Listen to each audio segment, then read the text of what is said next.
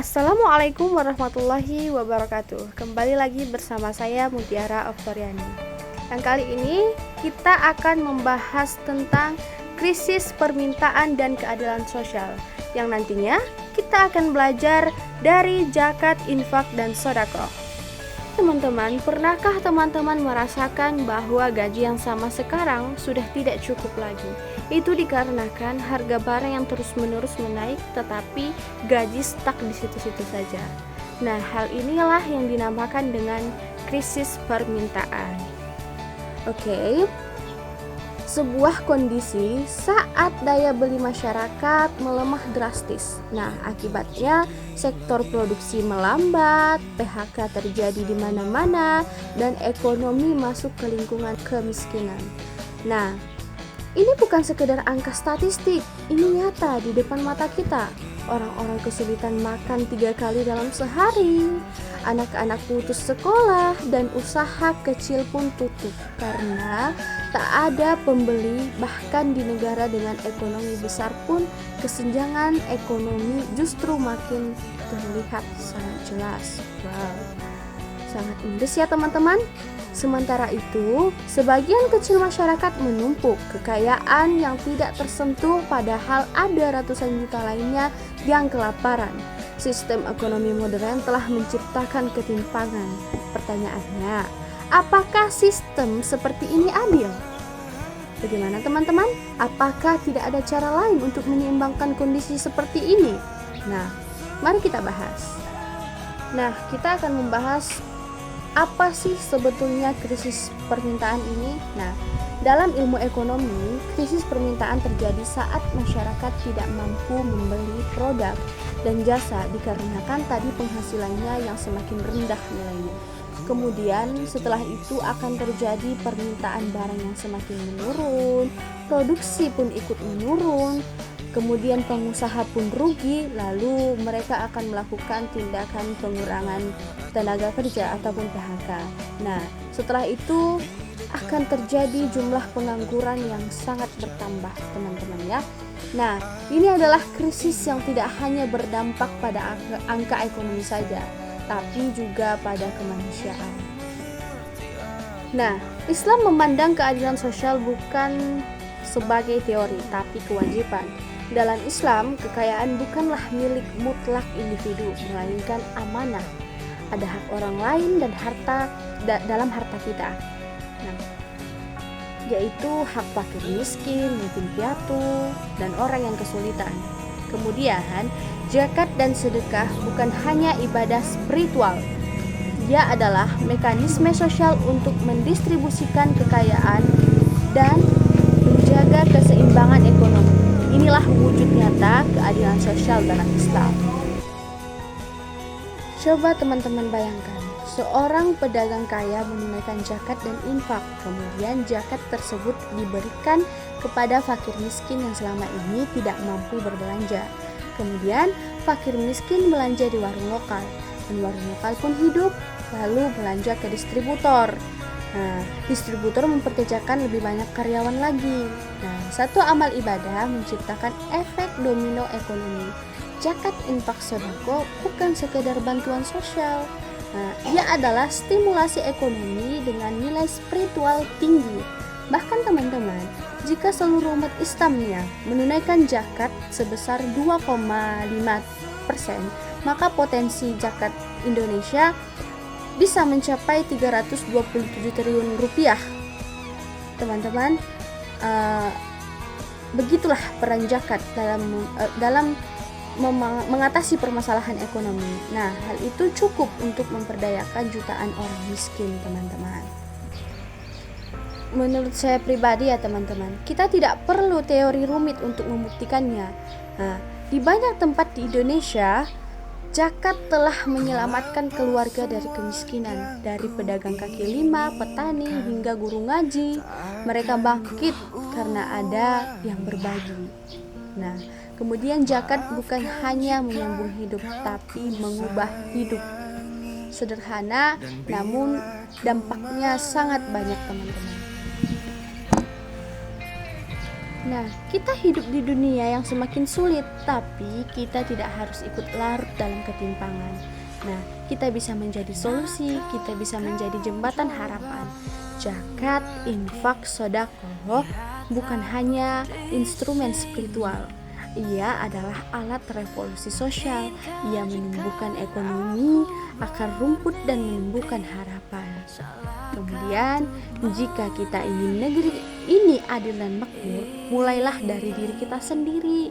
Tunaikan zakat, rutin bersedekah, berinfak. Infakkan sebagian rezeki untuk kebaikan. Itu tidak salah, teman-teman. Dan karena mungkin dari satu sedekahmu ada keluarga yang bisa makan malam ini. Mungkin dari zakatmu ada anak yang tetap bisa sekolah, dan dari satu infakmu ada usaha kecil yang tetap berdiri. Nah, di dalam buku ini teman-teman, tertera bahwa zakat adalah salah satu aspek penting dalam sistem ekonomi Islam karena mencerminkan implementasi asas keadilan dalam ajaran Islam. Nah, dalam konteks ekonomi Islam, zakat berperan sebagai mekanisme redistribusi kekayaan untuk mencapai tujuan yang adil. Nah, uang yang dikumpulkan melalui zakat digunakan untuk membantu mereka yang kurang beruntung dalam masyarakat, seperti fakir miskin, yatim piatu, dan orang yang membutuhkan bantuan.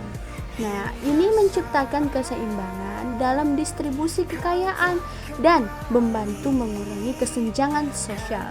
Dengan membayar zakat, umat Islam dihadapkan dapat membersihkan dan mensucikan harta kita karena menjalankan tanggung jawab sosial terhadap sesama.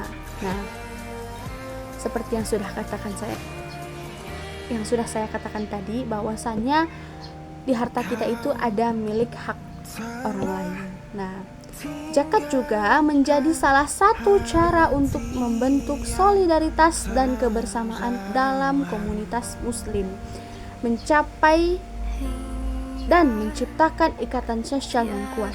Dengan demikian, zakat bukan hanya aspek ekonomi, tetapi juga memiliki dimensi spiritual dan sosial yang mencerminkan nilai-nilai Islam dalam praktik kehidupan sehari-hari.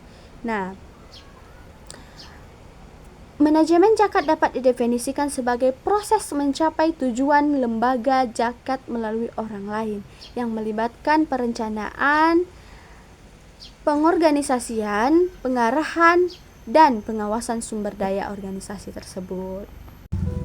Saudara-saudariku sekalian, di tengah tempat dunia yang penuh ketimpangan ini, kita dihadapkan pada realita menyakitkan.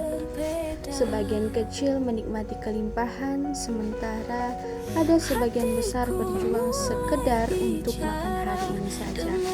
Ini bukan sekedar isu ekonomi, ini adalah krisis kemanusiaan. Tapi harapan itu masih ada. Dalam ajaran Islam, ada satu jalan yang tak hanya menghubungkan kita dengan Sang Pencipta, tapi juga dengan sesama, zakat, infak, dan sedekah. 3 kata yang sederhana itu, tapi menyimpan kekuatan besar. Nah, kekuatan untuk menyembuhkan luka-luka sosial, kekuatan untuk menumbuhkan kembali harapan di dada mereka yang nyaris menyerah. Nah, zakat bukan sekedar 2,5% dari harta. Ia adalah 100% kepedulian. Ia adalah jembatan antara si kaya dan si miskin. Ia adalah peredam kesenjangan dan menjaga keseimbangan. Nah, sedekah bukan hanya tentang memberi. Ia adalah tentang melihat, tentang peduli, tentang hadir di tengah luka orang lain. Setiap sedekah adalah pesan tak terlihat yang berkata, "Aku peduli, kamu tidak sendiri." Dan infak adalah pengorbanan yang tak terlihat oleh dunia, tapi tercatat rapi dalam catatan langit. Ia menumbuhkan keberkahan dalam harta, menumbuhkan cinta dalam sesama. Maka jangan tunggu kaya untuk memberi, karena memberi bukan soal jumlah, tapi soal hati. Jangan pula menunggu negara berubah jika diri kita belum tergerak. Perubahan besar dimulai dari langkah kecil yang konsisten. Mari kita buktikan bahwa di tengah krisis ini kita tidak hanya bertahan, kita bangkit dengan zakat, infak, dan sedekah sebagai pijakan. Mari bangun peradaban yang lebih adil, lebih berempati, dan lebih manusiawi. Karena mungkin dari satu zakatmu ada keluarga yang bisa makan hari ini. Dari satu sedekahmu ada anak yang bisa kembali sekolah. Dan dari satu infakmu ada usaha kecil yang memberi hidup dan memberi pekerjaan bagi banyak orang. Saat kita memberi, kita tidak kehilangan. Kita sedang menanam, dan setiap yang ditanam dengan tulus pastinya akan tumbuh menjadi kebaikan yang kembali kepada kita, dunia dan akhirat. Jadi teman-teman, kata-kata dari saya hari ini adalah bersama kita bisa, bersama kita kuat. Mulailah dari zakat, infak, dan sedekah. Pastinya semua yang kita sampaikan tadi bermanfaat juga bagi kita semua. Dan saya akhiri dengan salam. Wabillahi taufik wal hidayah. Wassalamualaikum warahmatullahi taala wabarakatuh.